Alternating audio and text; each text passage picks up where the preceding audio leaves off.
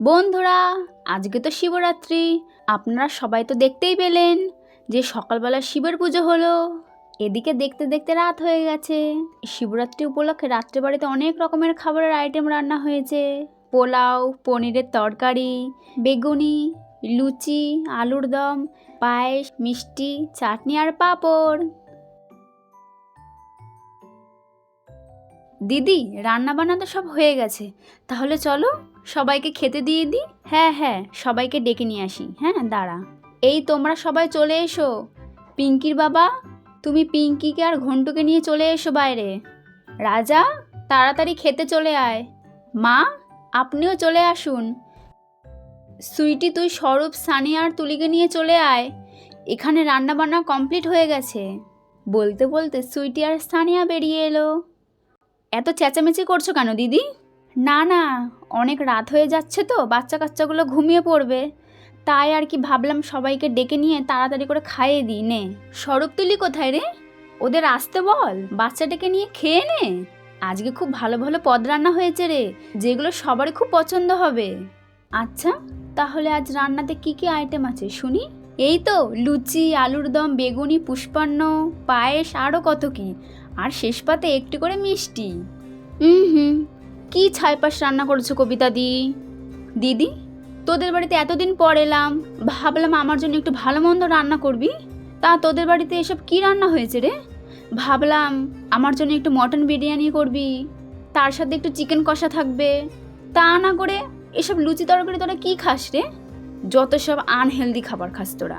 আজকের দিনে ওসব কথা বলো না সানিয়া, আজকে তো শিবরাত্রি, তাই আজকের দিনে নিরামিষ খেতে হয়, তাই আর কি সবার জন্য নিরামিষ খাবারই তৈরি করেছি। দেখো না, খুব সুন্দর সুন্দর রান্না হয়েছে, চলো একবার খেয়ে দেখো, খুবই ভালো লাগবে। নিরামিষ? শিট, এসব নিরামিষ টিরামিষ আমি খেতে পারি না। থাক দিদি, তাহলে বোধহয় আমার আর রাতের খাওয়াটা হলো না তোদের বাড়িতে। না না বোন, এ কি বলছিস? না খেয়ে থাকবি মানে? এটা কি করে হয়? সঙ্গে সঙ্গে পাতুবালা, স্বরূপ আর তুলি বেরিয়ে এলো। কি হয়েছে সুইটি, এত চিৎকার কিসের?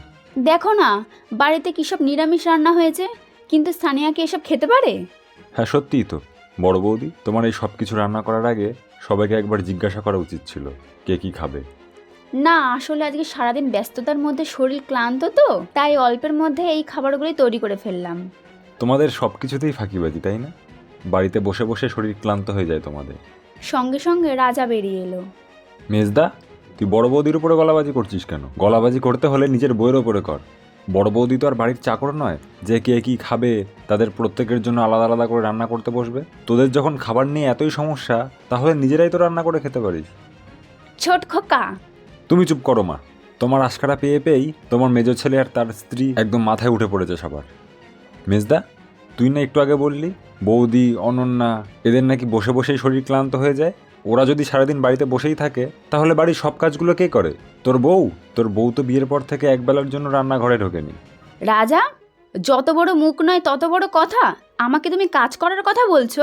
দেখলে দেখলে স্বরূপ, তোমার ভাই আমাকে যা ইচ্ছে তাই বলছে। তোমাকে তো আমি বলেই রেখেছি যে আমি বাপের বাড়িতেও কোনোদিন কাজ করিনি, আর এই বাড়িতেও করতে পারবোও না। আর এতে যদি সবার প্রবলেম থাকে, তাহলে তাহলে আমি বাড়ির থেকে বেরিয়ে যাই। না না, তুমি যাবে কেন? রাজা, তুই কিন্তু অনেক বড় বড় কথা বলছিস। আহা, তোমরা সবাই চুপ করো না। মেজদা, মেজদা রাগ করো না। মেজদি ভাই, চলো না সবাই মিলে খেয়ে নি, অনেক রাত হয়ে গেছে। হ্যাঁ হ্যাঁ সানিয়া, তুমিও চলো, যতটুকু পারো খেয়ে নাও, কালকে না হয় তোমার পছন্দের মতো রান্না করে দেওয়া হবে। না দিদি, এরপরেও তোমাদের মাঝে বসে আমার কোনো খাওয়ার ইচ্ছে নেই। যেখানে আমার দিদিকে অপমান করা হয়, সেখানে অন্তত খাবার আমার গলা দিয়ে ঢুকবে না। এই বলে সানিয়া ঘরে চলে যায়। দাঁড়া সানিয়া, দাঁড়া, যাস না, শোন, আমার কথাটা তো শোন। দিলে তো দিলে তো আমার বোনের মাথাটা গরম করে। এর জন্যই ও এই বাড়িতে আসতে চায় না। যেই বাড়িতে একটুকু সম্মান নেই, সেই বাড়িতে কেনই বা আসবে ও? আসতে যখন চায় না তাহলে কিসের জন্য নিয়ে আসো ওকে? সে আসার পর থেকে তো বাড়িতে একটা না একটা অশান্তি লেগেই রয়েছে। তাহলে কি তুমি বলতে চাইছো আমার বাপের বাড়ির কেউ আমার বাড়িতে না আসুক, তাই তো? সেটা তো বলিনি, তবে আমার ব্যক্তিগত যদি মতামত শুনতে চাও মেজো বৌদি, তাহলে তোমার বাপের বাড়ির লোক এই বাড়ির ত্রিসীমানা থেকে যত দূরে থাকবে ততই এই বাড়ির জন্য মঙ্গল। দেখলে দেখলে, তোমার ভাই আবারও শুরু করেছে। আমার বাপের বাড়ির লোক আসলে নাকি এদের অমঙ্গল হবে। রাজা, মুখ সামলে কথা বল। সুইটির সম্বন্ধে আরেকটা বাজে কথা বললে তোর মুখ আমি মেরে ভেঙে দেব। হ্যাঁ, ওটাই তো পারবি, সারাদিন বইয়ের আঁচলের তলে মুখ ঢুকিয়ে বসে থাকিস, আর কিছু হলেই সবার উপরে গলাবাজি করিস। এই শোনো, তুমি আর এখানে এক মুহূর্ত দাঁড়াবে না, চলো চলো ভেতরে। অনন্যা, আমি কিন্তু ছেড়ে দেওয়ার পাত্রী নই।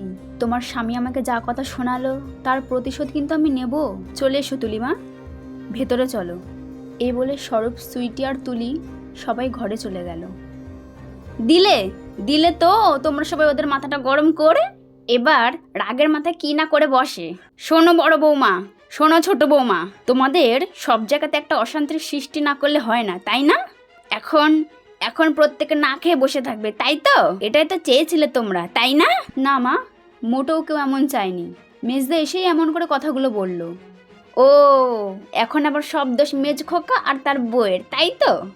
আর তোমরা ধোয়া তুলসী পাতাটি, যাও যাও, অনেক হয়েছে। এখন যে কি করি, দাও ওদের জন্য খাবারটা বেড়ে ঘরে গিয়ে দিয়ে এসো।